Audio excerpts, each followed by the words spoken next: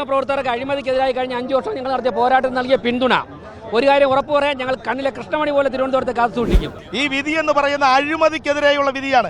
ഈ വിധി എന്ന് പറയുന്ന കെടുകാര്യസ്ഥതയ്ക്കെതിരെയുള്ള വിധിയാണ്.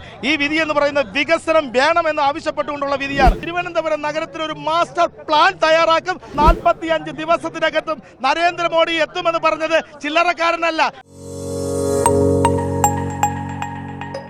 നമസ്കാരം. തിരുവനന്തപുരം കോർപ്പറേഷനിലെ കൊടുങ്ങാനൂർ ഡിവിഷനിലുള്ള ബി.ജെ.പിയുടെ സംസ്ഥാന നേതാവും മുൻ കൗൺസിലറുമായ കൊടുങ്ങാനൂരിലെ ബി.ജെ.പി സ്ഥാനാർത്ഥിയായ ശ്രീ വി രാജേഷ് മിന്നുന്ന വിജയം കാഴ്ചവെച്ചിരിക്കുന്നു. 507 വോട്ടിൻ്റെ ലീഡിലാണ് വി രാജേഷ് വിജയം കരസ്ഥമാക്കിയിരിക്കുന്നത്.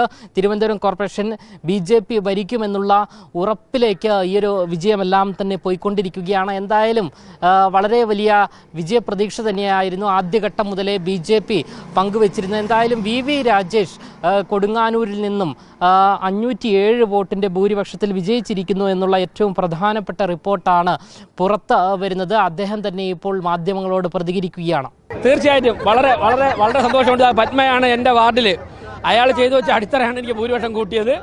ചെറുവയ്ക്കൽ വാർഡിലെ മുൻ കൗൺസിലർ ഇവരൊക്കെ നടത്തിയ സമരങ്ങൾ, ഇദ്ദേഹം ഇപ്പോൾ സ്ഥാനാർത്ഥിയായിരുന്നു, പക്ഷേ ഇവരൊക്കെ വലിയ ത്യാഗോജ്വലമായ പോരാട്ടങ്ങൾ നടത്തി. അതിന്റെ ഫലമാണ് ഞങ്ങൾ ജയിച്ചത്. വലിയ സന്തോഷമുണ്ട്. ജനങ്ങളോട് എന്താ പ്രവർത്തകർ അഴിമതിക്ക് കരമന അജിത്ത് 2000 വോട്ട് ഭൂരിപക്ഷത്തിലാണ് ജയിച്ചിട്ടുള്ളത്. മാധ്യമപ്രവർത്തകർക്ക് അഴിമതിക്കെതിരായി കഴിഞ്ഞ 5 വർഷം ഞങ്ങൾ നടത്തിയ പോരാട്ടം നൽകിയ പിന്തുണ ഒരു കാര്യം ഉറപ്പു പറയാൻ ഞങ്ങൾ കണ്ണിലെ കൃഷ്ണമണി പോലെ തിരുവനന്തപുരത്ത് കാത്തുസൂക്ഷിക്കും. തീർച്ചയായിട്ടും ഈ വിധി എന്ന് പറയുന്നത് ജനങ്ങൾ ഭാരതീയ ജനതാ പാർട്ടി നേതൃത്വം കൊടുക്കുന്ന ദേശീയ ജനാധിപത്യ സഖ്യത്തിന് അനുകൂലമായ വിധിയാണ്. ഈ വിധി എന്ന് പറയുന്ന അഴിമതിക്കെതിരെയുള്ള വിധിയാണ്. ഈ വിധി എന്ന് പറയുന്ന കെടുകാര്യസ്ഥതയ്ക്കെതിരെയുള്ള വിധിയാണ്. ഈ വിധി എന്ന് പറയുന്ന വികസനം വേണമെന്ന് ആവശ്യപ്പെട്ടുകൊണ്ടുള്ള വിധിയാണ്. തീർച്ചയായിട്ടും സ്വജനപക്ഷപാതത്തിനെതിരെയുള്ള വിധിയാണ് ഈ വിധി. തീർച്ചയായിട്ടും ഇത് ഭാരതീയ ജനതാ പാർട്ടി കണ്ണിലെ കൃഷ്ണമണി പോലെ തന്നെ സൂക്ഷിപ്പിച്ചുകൊണ്ട് ഇനി ചരിത്രം സൃഷ്ടിക്കുന്ന തുടർ ഭരണമായിരിക്കും ഇനി ഭാരതീയ ജനതാ പാർട്ടി ഇവിടെ എഴുതി കുറിക്കുവാൻ പോകുന്നത് എന്ന് അർത്ഥശങ്കക്കിടയില്ലാത്ത തരത്തിൽ നമുക്ക് പറയുവാൻ സാധിക്കും. തലസ്ഥാനത്ത് മോദി വരുമെന്ന് ഉറപ്പിച്ചു. തീർച്ചയായിട്ടും ഭാരതീയ ജനതാ പാർട്ടി നേതൃത്വം കൊടുക്കുന്ന ദേശീയ ജനാധിപത്യ സഖ്യം ഇവിടെ ഭരണത്തിൽ വന്നു കഴിഞ്ഞാൽ 45 ദിവസത്തിനകത്തും നരേന്ദ്രമോദി എത്തുമെന്ന് പറഞ്ഞത് ചില്ലറക്കാരനല്ല. ഭാരതീയ ജനതാ പാർട്ടിയുടെ സംസ്ഥാന പ്രസിഡന്റാണ് പറഞ്ഞത്. അദ്ദേഹം പറഞ്ഞ കാര്യങ്ങളൊന്നും ഒരു പാഴ്വാക്കായിട്ടില്ല. തീർച്ചയായിട്ടും നരേന്ദ്രമോദി വരും. ഈ തിരുവനന്തപുരം നഗരത്തിൽ ഒരു മാസ്റ്റർ പ്ലാൻ തയ്യാറാക്കും. ആ പ്ലാനിന്റെ അടിസ്ഥാനത്തിലാണ് അത് എല്ലാ വിഷയത്തിലും, മാലിന്യ വിഷയത്തിനായിരുന്നാലും, അത് നായ്ക്കളുടെ ശല്യത്തിനായിരുന്നാലും, വികസനത്തിന്റെ കാര്യത്തിലായിരുന്നാലും തീർച്ചയായിട്ടും ഒരു മാസ്റ്റർ പ്ലാൻ തയ്യാറാക്കി മുന്നോട്ട് പോകും. വളരെയധികം സന്തോഷമുണ്ട്. ഞങ്ങൾ പറഞ്ഞ എല്ലാ കാര്യങ്ങളും തിരുവനന്തപുരം സമയബന്ധമായി നടപ്പിലാക്കുക. വലിയ മുന്നേറ്റമാണ്. കേരളത്തിൽ വരാൻ പോകുന്ന വലിയൊരു രാഷ്ട്രീയ മാറ്റത്തിന്റെ തുടക്കമാണിത്. വലിയ രാഷ്ട്രീയ മാറ്റത്തിന്റെ തുടക്കമാണ്. സന്തോഷം സന്തോഷം സന്തോഷം. വിജയിച്ചതിൽ ഒരുപാട് സന്തോഷം. ദൈവത്തിനോടും എൻ്റെ കൂടെ രാവും പകലും പ്രവർത്തിച്ച എൻ്റെ സഹപ്രവർത്തകരോടും ഒരുപാട് ഹൃദയത്തിൽ നിന്ന് നന്ദി പറയണം.